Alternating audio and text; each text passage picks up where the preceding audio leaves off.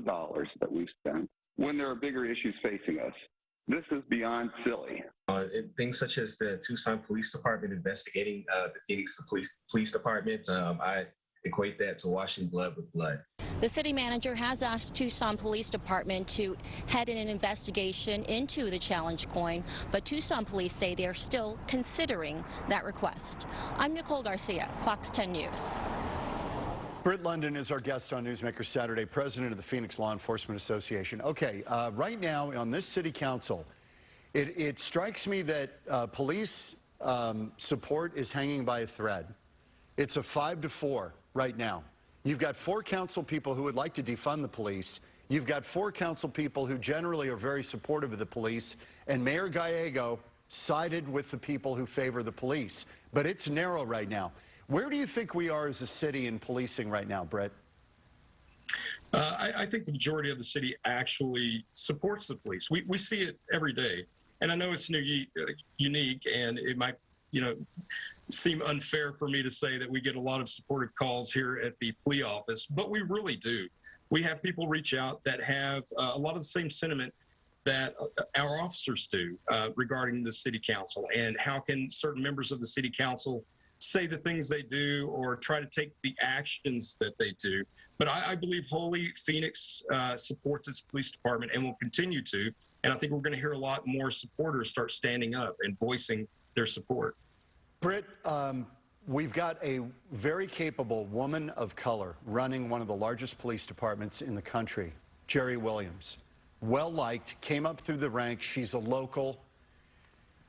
My sense is that before this is over, there may be a serious attempt to drum her out of that job, and you wonder what comes after it.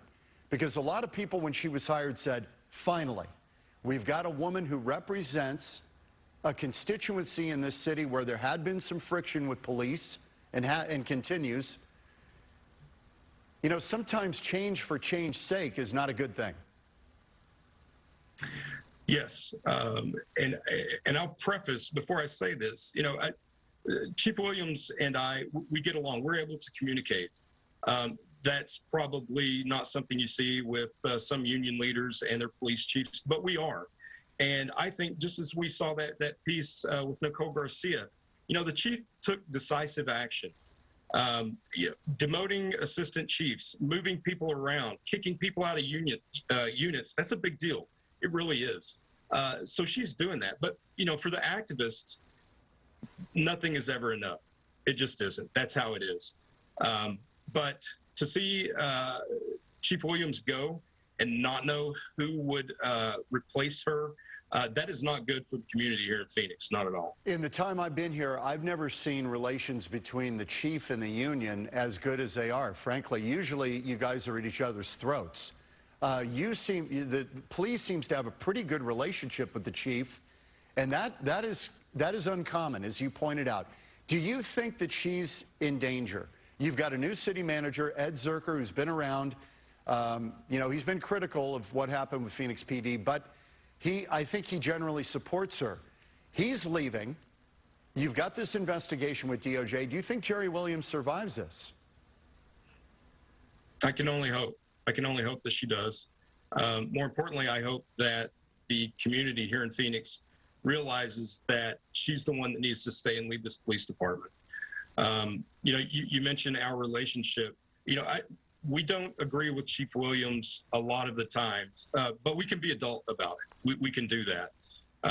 But to think worst case scenario that people that on our city council that don't wholly support the police, who haven't publicly said they do, want to get a city manager and possibly a police chief that are like-minded here in Phoenix, that wouldn't be good, not only for our members, but for Phoenicians as a whole. It wouldn't be good. One more thing before we let you go.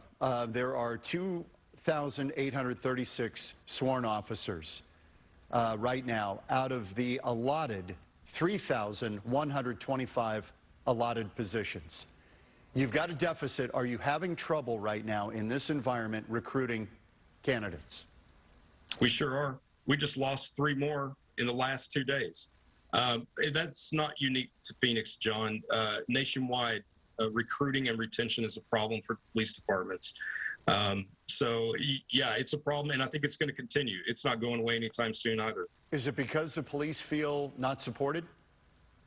I think that's one of the reasons. But also, you know, why come into this job at $50,000 a year when you can go drive a truck for $60,000, not get shot at, not get put on blast for, you know, handcuffing somebody who says ow? You know, there's a lot of other jobs you can do besides this one. Britt London, president of the Phoenix Law Enforcement Association, and we're going to have other perspectives on this DOJ investigation as we go forward. Britt, thank you. Want to remind you, if you want to see a past edition of Newsmaker Saturday,